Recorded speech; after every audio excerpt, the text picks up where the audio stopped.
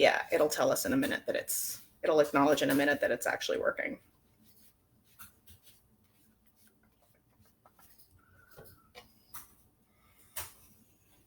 Hopefully, theoretically. There it is. Okay, so now we're on live. Hey guys, I'm Bethany Quinn.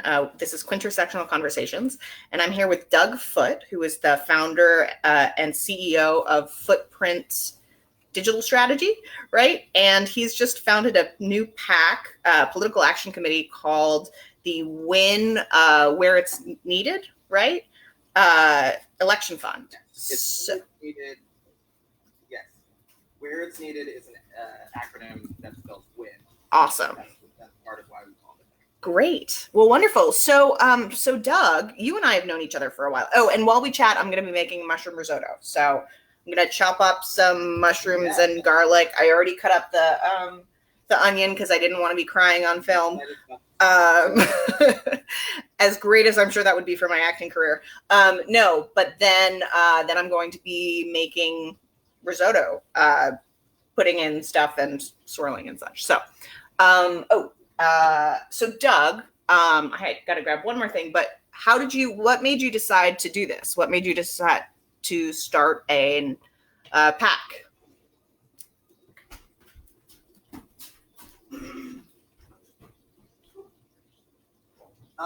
Well, a couple things.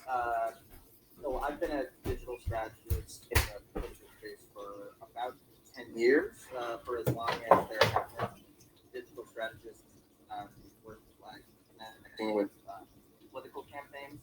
I remember one of my first jobs was new media director. That's how long it was ago that they called it new media. You and I are totally on the same page. Yeah, it's not that long ago, but now it's like. But then we blinked. Totally. So I started volunteering with campaigns, and I followed Obama here, like many of us, and had some internships, and then had my first work for a company called Blue State Digital, which was my introduction to the fact that being good at email and Facebook and spreadsheets and some of these things that were just sort of like playing around on a computer for me before were skills that you could get paid for, and you could help elect good people with those skills. And this is 2010-ish, so that's sort of a relatively new prospect. And I went to Seattle to work for Senator Patty Murray, in one of the really, at the time, most expensive Senate campaigns. It was 2010, an awful year. Even Washington State was in play. Came back here after winning narrowly, but good win for Patty Murray, who's a tremendous senator. Doug, is your microphone, are you close to your microphone or? Yeah, am I a little quiet? Let's see. If it's better to do this. Yeah. Put in these. All right. What did you not hear? That's a little bit better. Oh, wait, now I can't hear you. Hello? Yep, there you go. Okay. That's a little better. Cool. Is better? Yes, marginally. After I just talked about how I was good with technology, that's the foundation of my career. So basically, the long story short, I've had a bunch of jobs and worked on sort of different aspects of campaigns, whether it was the field side, connecting the field side with digital, more recently connecting the fundraising side with digital, and sort of post 2016 election. It's important to know I was in Pennsylvania for 2016 on the Foote campaign. Pretty much prompted by lost there, and I've spent a lot of time thinking about how we prevent that from happening again. I'm sure I'm not alone in that. There were a couple things that made me feel like there was sort of a missing, an empty gap in the political progressive space that maybe I could fill. So something I found when we were fundraising over email in the aftermath of the Trump election is that there's an enormous potential for grassroots fundraising. Again, I'm not the first one to realize this, but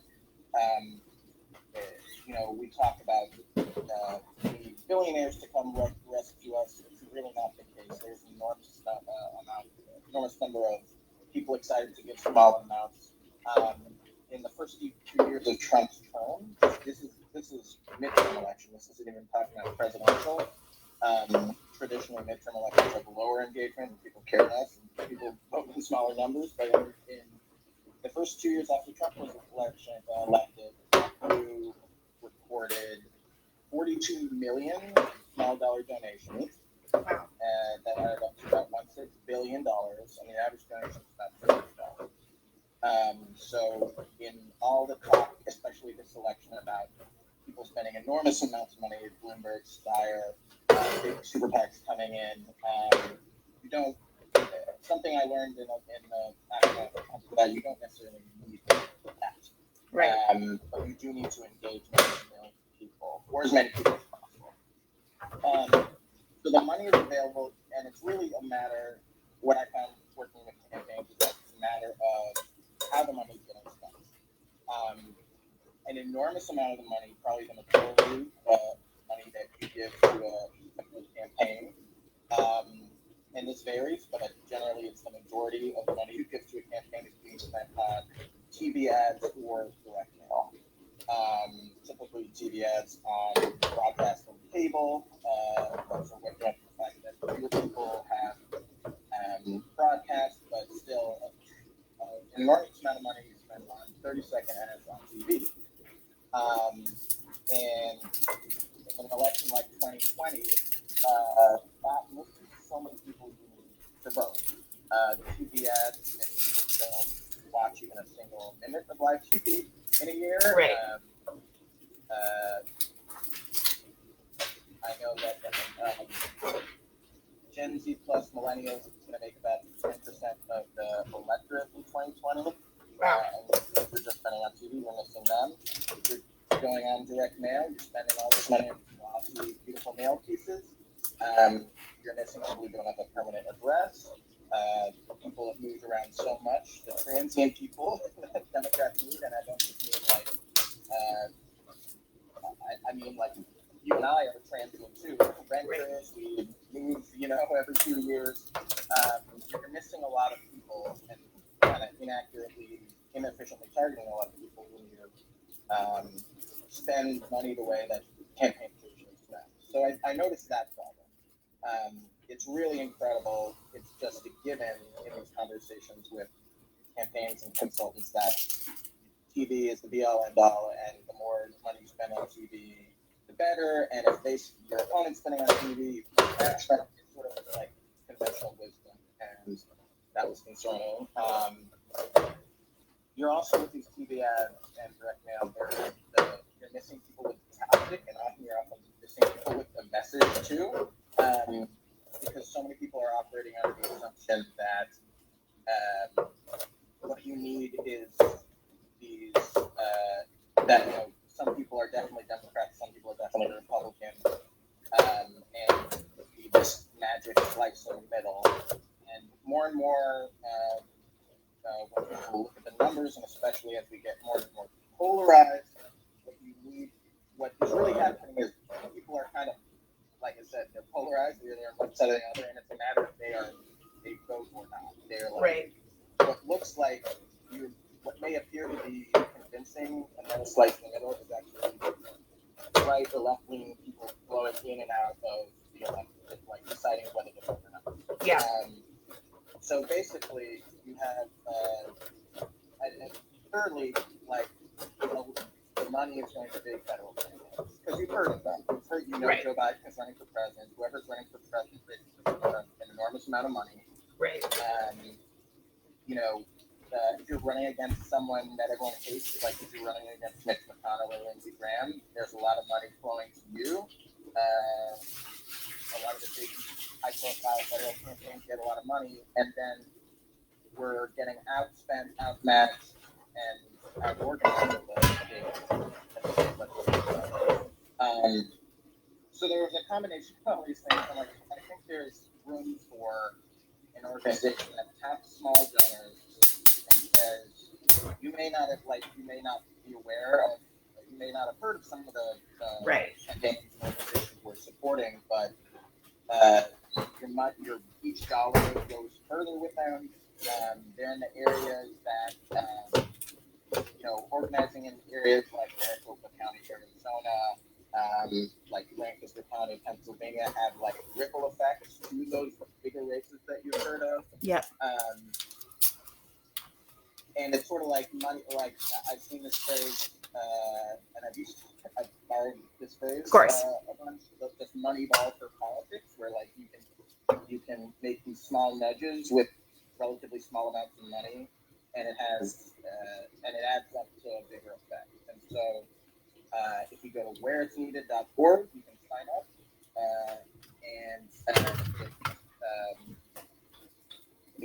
we're starting off with supporting 3 community groups who are doing voter mobilization in Arizona, Wisconsin, and Florida. And then once everyone, I'm good. Sorry. I thought there was going to be noise in the background, but we're good. I'm like watching your butter. Totally. It's butter, and milk. And once everyone has their primaries, which have all been delayed because of coronavirus, we'll have, just a big legislative candidates too. And so it is a pact because we're going to be donating the money we raise, and right. we're going to be spending money on, somewhat spending on like overhead and doing email list, and mostly I hope to be spending it on candidates once they're nominated. But I like to think of it as sort of a resource too. Like you're sitting at home, you're pissed with Trump telling you to drink bleach or whatever he's done right. on a particular day. You're pissed at Mitch McConnell for ruining because he's Mitch McConnell. He has. And you could donate to Joe Biden. Some of people are going to donate to McGrath or some of these bigger Senate candidates. But what I'm hoping is that it's going to be like, well, where can I make the biggest difference with a relatively small amount of money? Right. And I hope we can fulfill that thing. Yeah. And it makes such a huge difference for these tiny campaigns. I mean, do you know actually what is, actually, I think they're still having a little trouble hearing you.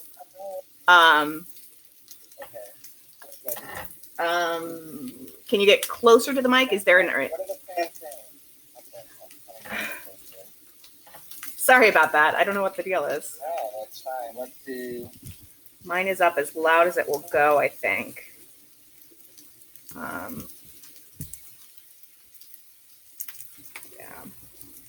I'm doing it. I can hear you. Let's see. Maybe just speak up. Yeah, I will. See if that works. I feel like I'm yelling. Over here. How is this? Is this any different? Maybe a little. I feel like I'm... You have to talk for me to judge the microphone. Hello, check. Yeah. I think... Is that better, Juliana? Better? I can't tell. I think there may also be a little bit of a lag too on the broadcast. Okay. But not too much, but that's why she's not. Oh, that was, see, you're coming in and out. Like every once in a while you'll have a very loud word. I'm not sure what the deal is. Anyway, maybe it's just the internet. But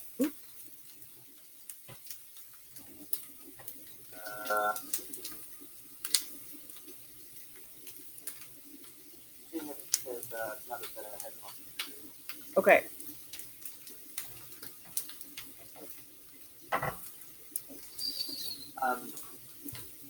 While I do this, Let's talk while I do this. Yeah.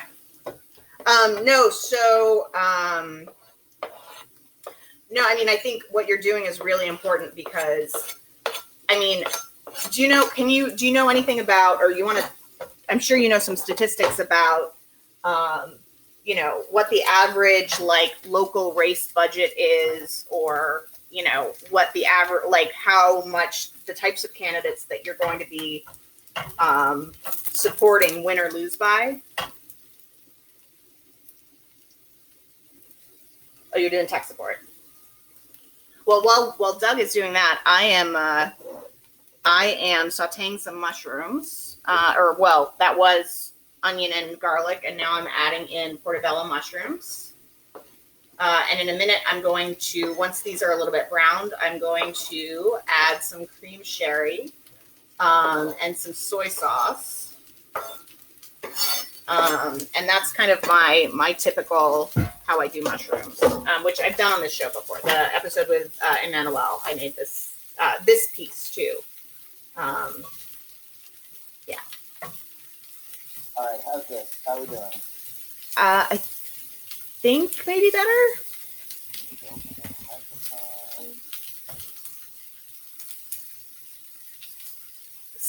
How are you?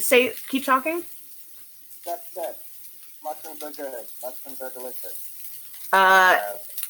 That's onions and garlic are very delicious, and they are the. Yeah, maybe just get a little closer to the microphone, or. The microphone's right here. Oh, okay. If you hold it up, I think that's a little better. Yeah, that's better, she says. Okay, great. So I've been cooking a lot too, and like in the last 2 years, I've done some cooking very rarely or like cooking very simple things to try and like doing recipes. Yeah. If you figure out onions and garlic and like olive oil, that's like everything. Yeah. If you do that, you add that to anything, you're good. Basically, yeah. But I was saying, you probably know some statistics about, because I know the general stuff, but you probably know statistics about, how much these local races budgets typically are, or how much the races budgets are, or like how much these candidates typically win or lose by. So the numbers I saw recently with an organization called Every District, which also is winning state legislative races. And they said that in 2018, hold the mic up. What? Oh, just hold the mic a little bit closer to your. Like this? I think that's a little bit better. Yeah. Oh man. All right. So the Democratic campaigns that lost were outspent by an average of $250,000, and the campaigns that won were outspent by an average of $40,000. So it was a great year for Democrats, just generally, in that you don't necessarily have to match folks dollar for dollar. Right. But what I'm thinking is, you can either donate to be a very, very, very small percentage of a bigger campaign TV ad budget, right? Or you can help pay for essentials for a smaller campaign that might maybe needs to hire one person, or maybe needs to just enough to get Facebook ads running, or maybe just and maybe if they win, they can flip the chamber.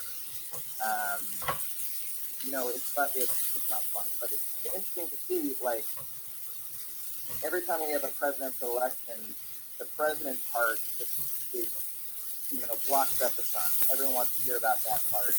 There's so many other races down ballot, and they only come up for the majority of folks when they do something tremendously awful. You have Georgia passes a very restrictive, abortion ban. How does that happen? Well, because it wouldn't happen if Democrats had even a closer majority in one of those state chambers. How does Missouri and some of these other states start allowing guns, like actively passing laws to allow guns more places, churches and playgrounds and stuff? Yeah. Because of who's in that state legislative chamber. Well, and that was because there was a concerted effort from ALEC, right?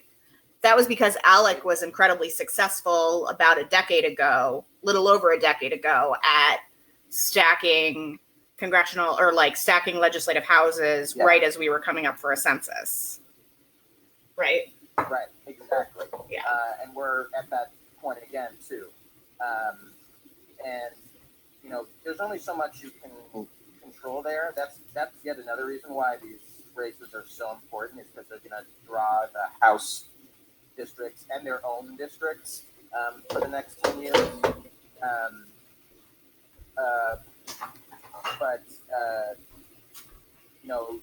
the time that you block or try to stop some of those terrible legislators from getting elected is not when they are doing something so awful that it gets national news. It's now. It's often alongside these presidential and bigger elections that get much more attention. And it's also, you want to actively be doing good things too. Right. Trump is president right now, but that hasn't stopped Virginia from raising the minimum wage, expanding voting rights, talking about paid family leave, and doing a lot of gun reform in a state that has seen so many tragedies.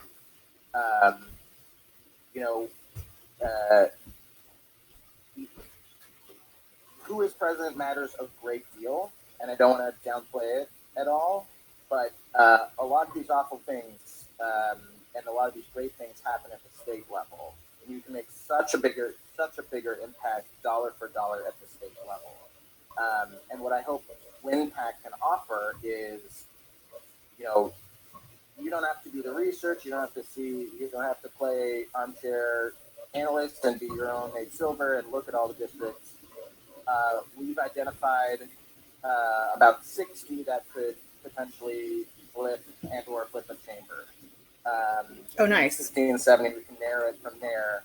And we know who a bunch of the nominees are, and we need to, we'll find out the rest when they hold their nominations, hold their primaries finally. But, I'm probably going to donate to Joe Biden. I know a lot of people are. Of course. It's going to be hard. This would apply to anyone who's running for president. Whatever money you give is going to be a tiny percentage of his total raise. It's going to go into a lot of staff and PD ad budget and mail budget. If you're looking at how you want to have an impact with your dollar, you can give it to WinPAC. You can spread it around these campaigns that, where your dollar can make a bigger impact. And it not only, and it affects every single doing good? Yeah, sorry. I just realized I totally forgot to thaw the broth. So it's coming up to a bit of a critical moment that I am not prepared for, but it's fine. We will get through this. Yeah, no, absolutely. So then the other big thing that I wanted to ask you about is how do you see COVID impacting the races at the elections, and how does that, because I mean, having worked in campaigns, a lot of the work that is typically done, beyond like direct mail, like you were talking about, but a lot of the sort of groundwork is canvassing, which is door to door. Which obviously I can't imagine we'll be doing much of this season. So how are you thinking about the change in what that means for the election, and what that changes in terms of the work that needs to be done?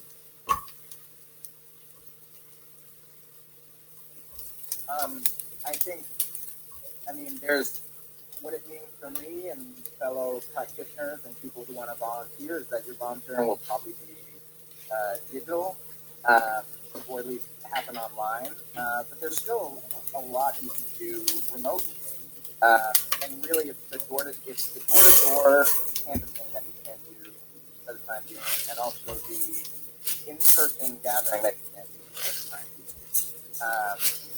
But there's a lot you can still do. A lot of campaigns have remote phone banks, they have remote text banks. I think everyone needs to get better at treating the digital volunteer experience more equally with the traditional volunteer experience. and making sure folks are getting followed up with and getting one-on-ones, make sure people are engaged. There's a lot of cool creativity happening with campaigns are using Zoom and having breakout groups and getting people to talk to each other. In addition to remote phone banks, remote text banks, writing postcards from home. But it's going to be, anyone who says they know exactly how this is going to affect is lying. The 2020 election, we have no idea. I can't even think of any analog to this. Yeah. And in terms of the outcome, this could, this can go in any direction. I know I slightly more than average, and my predictions have not been that great in the past. Sure. But it's a jump ball. It's a 50-50 at the presidential level, and with some of the Senate elections and control of the Senate will follow a lot of the presidential. So if we're taking the Senate, we are probably also and we are losing the Senate seats or losing them in how the people are probably losing the president. So a lot of things are connected, which is scary, but also invigorating that you can, be supporting a community organization in Maricopa County, Arizona. You can be funding a state Senate candidate in Arizona, and basically you're supporting. Even though it all travels upwards. Someone who registered to vote in that state Senate district in Arizona will hopefully also vote for Senate candidate Mark Kelly, right, and also vote for Joe Biden at the presidential level. There's just not as much ticket splitting as there is in the past. We're very polarized. So if you're sort of creating a voter, if you're mobilizing someone who was not mobilized before, you're seeing sort of dividends up all the way up. Very cool. That's awesome. What about, so in terms of vote by mail kind of stuff, are you paying attention to that at all? Do you know, are states trying to move their elections to be mail-in, or what is that looking like? Because I think a big part of my thing is that, speaking as someone who opposes, Nazis and rape, I take the controversial position that I am an incontrovertible Democrat. So right, it's really gotten tough in these days to decide whose side you want to be on. But anyway, I think that a lot of the times the ways that Republicans have won these elections, particularly now, is really by changing the rules of the game, by, like we said, getting into office during the census year so that they could be the ones deciding where the district lines were drawn and gerrymandering like that. You could also, they also have been really active in passing voter ID laws, which make it really difficult for particularly people of color, a lot of people of color to vote. So I worry that this could be a potential point to disenfranchise a lot of different. By design. Right, exactly. It's by design. So, but I think, mail-in ballots and early voting is going to be a key piece of how this happens. So what kind of efforts are happening around the country to mobilize around mail-in campaigns and making sure people have that right? Or do you know? Yeah. So it's a complicated answer, and every state is doing something differently. Okay. Ideally, states will either now or at some point move to, as much as possible, everything by mail. A bunch of states, Oregon and Washington State, California, are completely by mail. There are no polling places in Oregon and Washington. Everything's by mail. California is very much by mail. A lot of Arizonans vote by mail. So this isn't a completely foreign idea. It shouldn't be a partisan idea. Yeah. Some Republicans, including president has said it will vote by mail and equally help Democrats, and that's not necessarily true. But more states do have the opportunity to vote when it's by mail. If you think about someone with 2 jobs coming home on election day and they've worked all day and they have 20 minutes until the polls close, they are less likely to vote than if they got their mail in the ballot. They get home, they have, a week or a number of days to fill out at their convenience that ballot and get it in the mail at their convenience. You think about people who are sick, who are disabled, who don't have reliable transportation, who can't get childcare. So many things that prevent. Yeah. Oh, shit. Are you there? But frozen for a minute. Sorry, my internet is the actual worst. Let's see if this hooks it up at all. Someone could be just. Hey, sorry, you cut out. You froze there for a minute. Say that last part again. No, you froze for a minute. I froze for a minute. That is fair. Probably.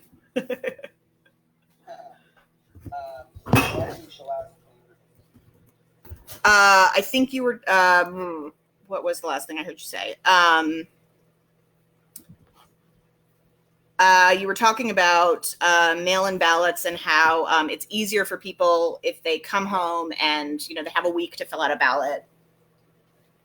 So there's an infinite number of explanations in situations where someone cannot get to the polls and vote and wait line and vote in that 12-hour window. Pennsylvania, where I worked in 2016, there was no early voting and you had to have an excuse to vote absentee. So any voting that happened in Pennsylvania happened either absentee with an excuse, which was prevented from voting. Sorry, I'm missing you again. Sorry, I'm missing your explanation again. Sorry. I'm sorry. It's all right. That's much better. So in Pennsylvania, one of the most important states in this presidential election and the last one and the next one, And most of them. Currently, there is no early voting, and you have to have an excuse. An excuse, like you have like an option. You have like 8 options of excuses to vote absentee. You can't just say, "I feel like I want to vote absentee." You have to have this specific excuse. Military service, you're going to be out of town, like off the list. So any voting that happens in Pennsylvania in the last election and in this election will be in that 12-hour window. And that's super scary. You have to get a lot of people, Democrats have to get a lot of people who have those 2 jobs, who need that child care, who need that transportation. Yeah.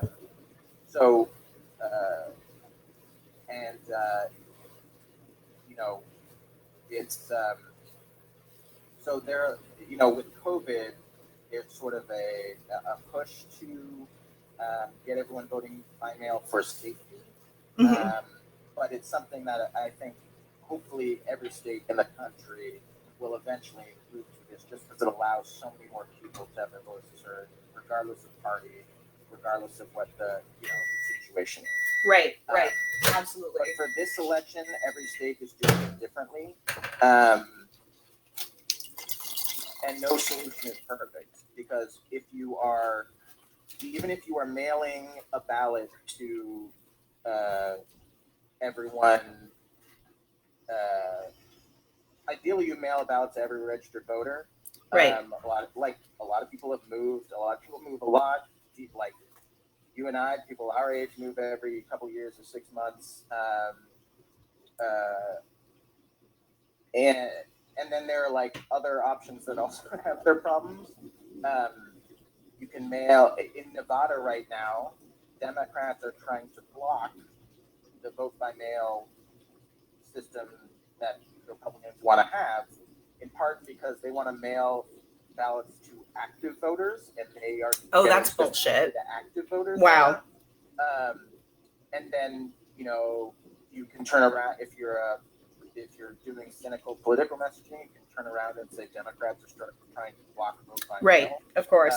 which is like true but nuanced, but you can't Right. do nuance in politics Right. very well or very quickly. So it's a complicated situation, and it'll vary state by state, and it's I bet the rules will be fluid until much closer to the election, which is unfortunate. Yeah. Yeah. Which if I can pivot very skillfully off of this. Totally. It's why it's even more important to fund community groups with roots in their respective communities. Because if you're giving money to, an organization like Risotto in Wisconsin, excuse my American accent, which organizes immigrants in Wisconsin, they're going to trust a messenger giving them accurate information from that organization that's been in their community for years than like a recent grad from the Biden or Wisconsin Democrats who has never walked their block before parachuting in. Right. Which is also good. We want to have everyone canvassing. We want to be reaching people. Well, except maybe not canvassing, but phone banking. Well, are they going to be phone? I hope that by late October. Sure. Yeah, that's fair. Or at least leaving this apartment. That is my goal. By October, I would like to leave my apartment. I hear you. Sure. So, but it's kind of hard to say now what the rules will be. But what we do know is, there are things about that's an example of something we don't know about the 2020 election. Right. We know a lot about the 2020 election already. We know roughly the 6 states that will decide who gets 270 electoral votes. Mm-hmm. We know where the big Senate races are. We know that the results will depend on the demographic composition of the electorate because we're so polarized that we know kind of which demographics are going to vote for who. Sure. Even more accurately than we ever have in the past. You'll have. We know that the president and his party are willing to use foreign intervention to win the election. They're going to rely on a lot of misinformation campaigns on social media. They're going to target. We know they're going to target Bernie supporters and trying to get them to vote third party. They're going to try to target people of color and try to either confuse people of color, tell them bad things about Biden, try to get them to either not vote or vote third party, just like they did in 2016. So there are a lot of things we know. And one of the things that I've been trying to focus on just in my work in general is okay, there's so much up in the air, but what can we do? What can we do with the information that we have? And that's kind of all we can do. Because just so much is up in the air with mail and how people are going to get to the poll. Absolutely. That's a very good point. Yeah. Well, thank you for doing what you're doing. It's really, actually, here's another question. So what are some of the things that have most inspired you? What are some of the stories from the campaign trail or candidates who inspire you the most?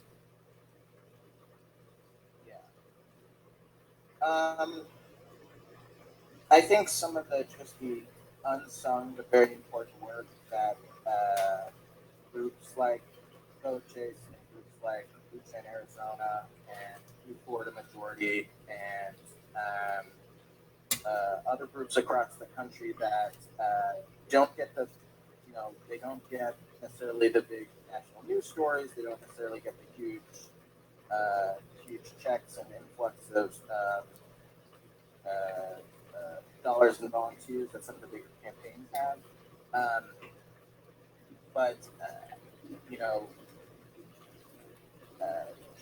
I think just a lot of the creativity that's come out of the crisis.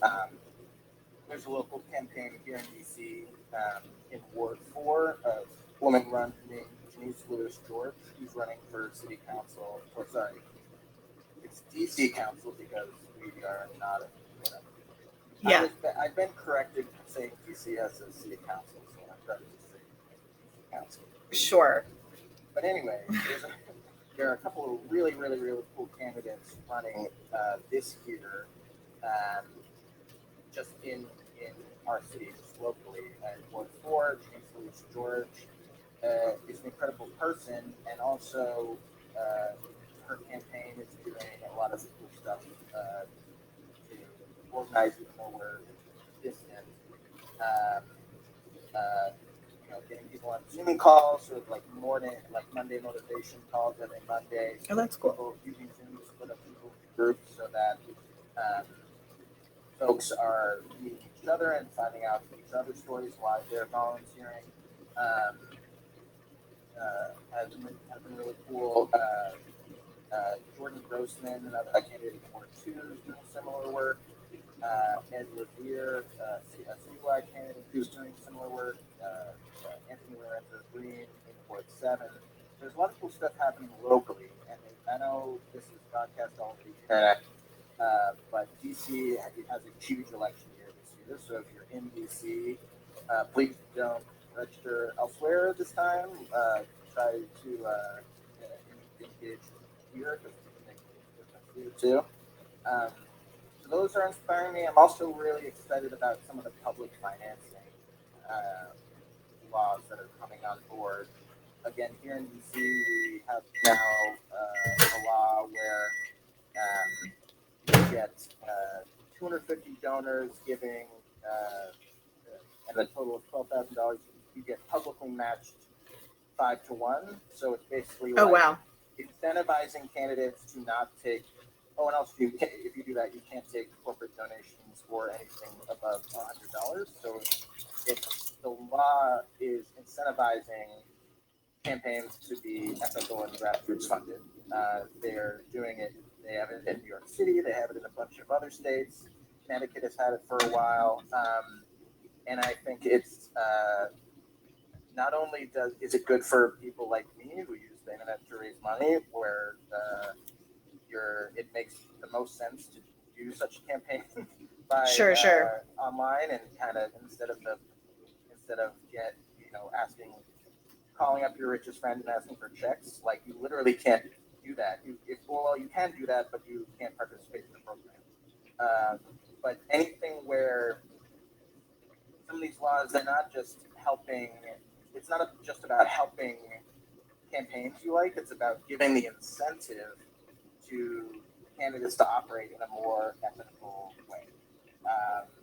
Something that I learned in college in my political science classes that kind of stuck with me is that from our founding, our government was designed so that politicians would be self-interested. So it's not the self-interest that's necessarily the problem. It's when the system is so off that your self-interest doesn't involve doing things that are popular with voters, people. Right. I think it's Hamilton or Madison. I should know because I quote this a lot. But he has this like little thing in the Federalist Papers, like if men were angels, we wouldn't need a government. And basically the whole thing's talking about how we're setting up a system where our leaders are interested in keeping their jobs, and because of that, they're interested in pleasing the most of you. Right. And what disturbs me about this political moment is, over the course of decades, but sort of culminating now in Trump, this system has been deliberately skewed so that isn't kind of the rule anymore. Right. You can do things that are extraordinarily unpopular, but if you are pleasing enough people in the right places, you can still win. I feel that's sort of a perversion of what we were, of how our government is supposed to work. And it seems like really foundational. Like, you shouldn't be able to keep winning if you piss off a majority of the country. Yeah. But you can, because of the electoral college, because of gerrymandering, because of voter suppression, and none of it's by accident. This isn't about self-sorting. Right. There are many amazing books, and if you have some time, I have many book recommendations. But one of them is called, and you can only recommend this book in certain settings, but the book is called Rat Fuck. It's called Rat Fuck: Why Your Vote Doesn't Count. And it's by a guy named Dave Daly, and it's about gerrymandering. And it's an incredible read. It's like reading sort of a thriller, but it's about gerrymandering. Yeah. And just and the way that the maps were redrawn with scientific precision for the purpose of, even if they do unpopular things, they can still keep their majorities. Right. It's really interesting, and I wish it had a different title so I could laugh. They're recommended even if there were kids around. Sure.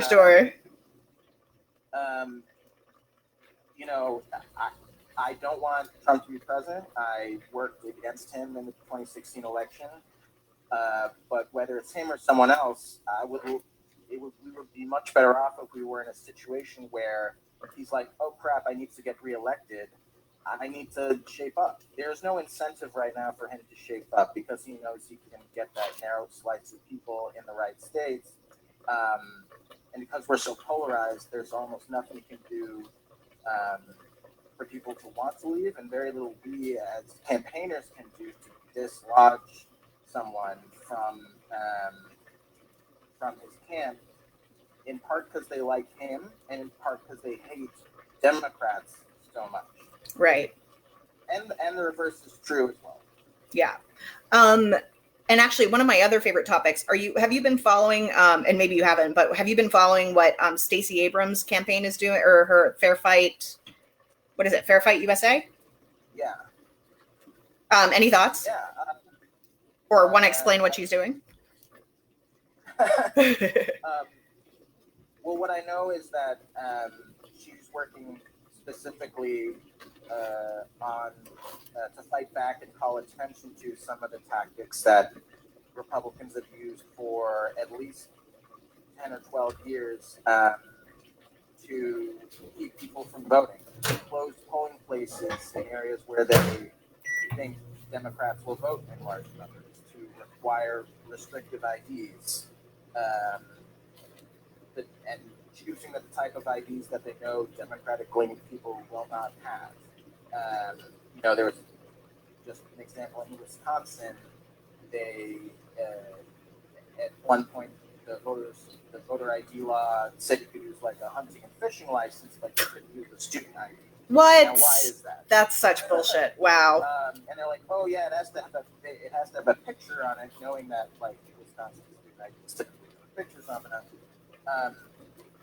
So I don't know specifically what she's doing that's revolutionary, but she's using her kind of star status and her big voice and her big following to call attention to and make an issue of some of these things that have been going on for years and kind of been going under the radar. We see election results and we think, oh well, we lost because we weren't good enough at XYZ, and the poll closings, the voter suppression, the misinformation, the limiting of hours, the limiting of early voting, purging the vote.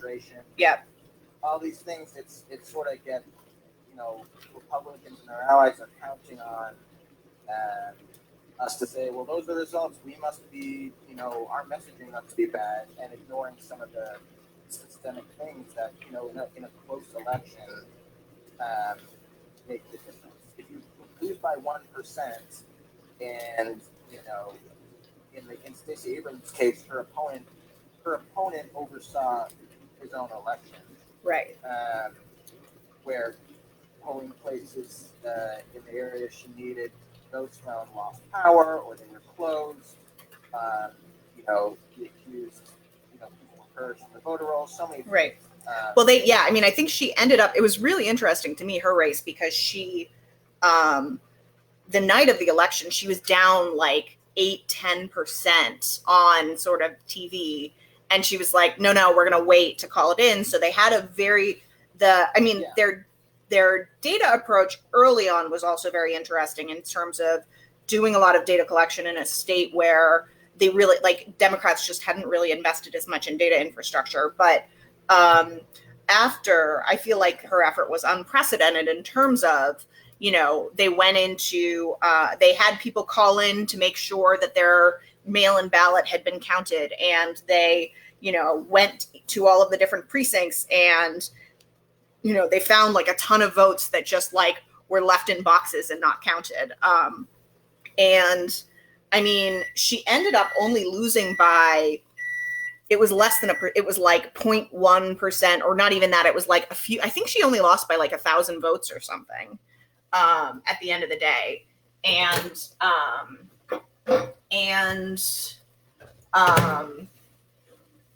Yeah, I feel like that for me, like watching as a Democrat, was like, oh, we're really like leaving off a lot of votes here by, throwing in the towel and not paying attention to all of this voter disenfranchisement.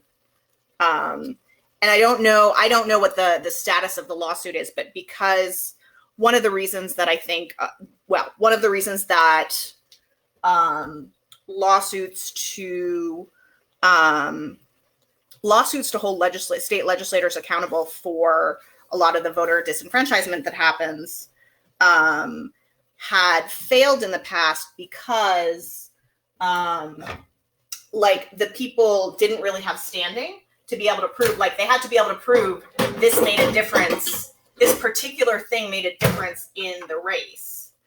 And so ultimately they decided, it's not clear enough that it was just voter ID laws that caused the difference. It's not clear enough that, closing this poll made a difference. But since she was, she could clearly prove, like, I was harmed by this collection of tactics that's being used, she sued. And I don't know what the status of the lawsuit is, but I think that's another reason why her case is so unusual.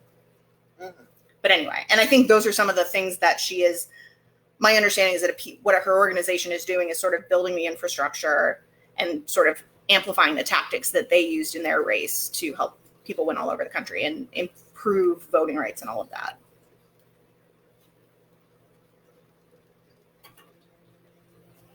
Sorry, are you still there? Did I freeze? Did you freeze? I think we froze. Oh, yeah, there you are. Yeah, absolutely. And Bethany, you're not moving for me, but I can hear you. Okay, cool. Good stuff. Well, thank you so much for coming on. We're approaching the hour mark. I think it's just on your laptop. But we're approaching the hour mark. Anything else you want to say to folks? We'll include the link in the comments. Oh, actually, one last question that somebody had asked was, in the era of COVID, there are so many different things that people are thinking about, so many different causes that people feel the need to donate to.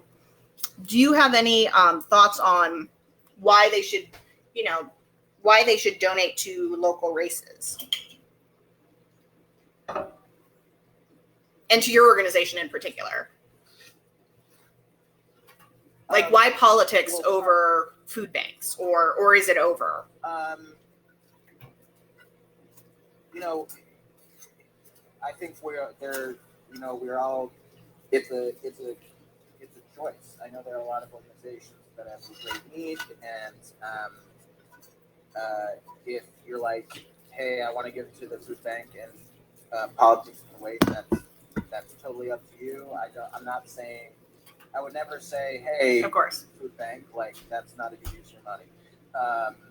What I will say is that this, like, what we're also seeing is that the folks who are in power, who have the power of the purse, are making very deliberate choices about where this money is going, where these stimulus packages are going, and where these literally trillions of dollars are going. and because of who is in power, you can say it's the system. It's there are usually the things that are causing them to make these choices. But really, it's because of the specific human beings who are in Congress is why so much money went to these enormous corporations. Why you're getting bailouts of big 500 plus companies while small business is struggling. So, everyone can make their own choices about who to give to.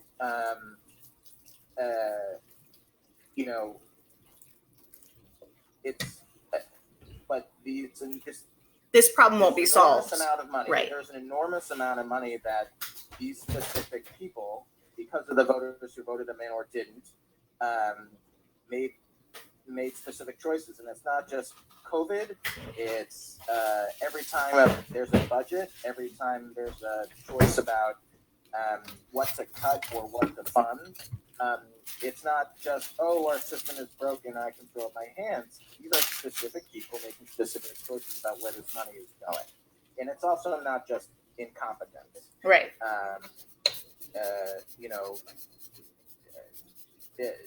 Because of successful lobbying is why, with Chris and some of these awful stories about these huge companies getting enormous checks while small business owners can't access the meter sum they got. It's because of choices that we got $1,200 one time instead of more money more time. Right. It depends on the priorities of people in power.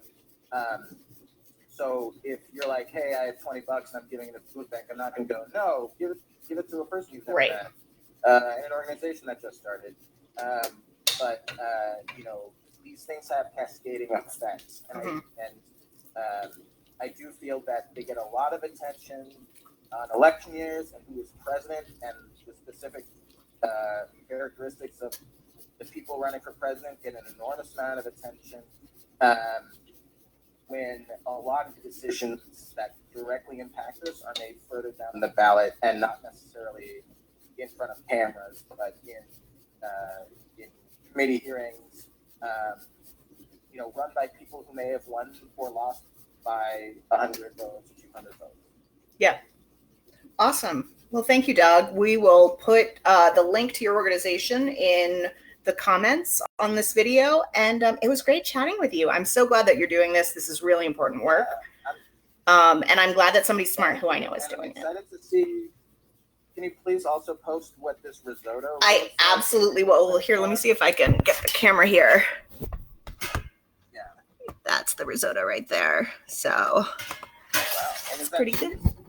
I'm putting in cheese because I realized I totally forgot to grate it earlier. So I saw the comment about your well-stocked chicken. Pantry. Oh, I missed the pantry tour. Yeah, totally. I don't know. My pantry's kind of a mess. I'm running out of stuff all the time. I'm just now running out of everything because all of a sudden I'm cooking all the time. But anyway, it's tough. Is it because of these videos that you have to I have to get more spices. I have to get more oregano. Totally. Things you wouldn't thought of. Right. Exactly. Yeah. Well, and also, because of these videos, normally I would eat out probably a lot more, but I'm like, oh man, I got to finish up that Brazilian bean soup. So, which is delicious. But yeah, awesome. So, Doug, remind me, are you in Columbia Heights? I feel like you were at one point.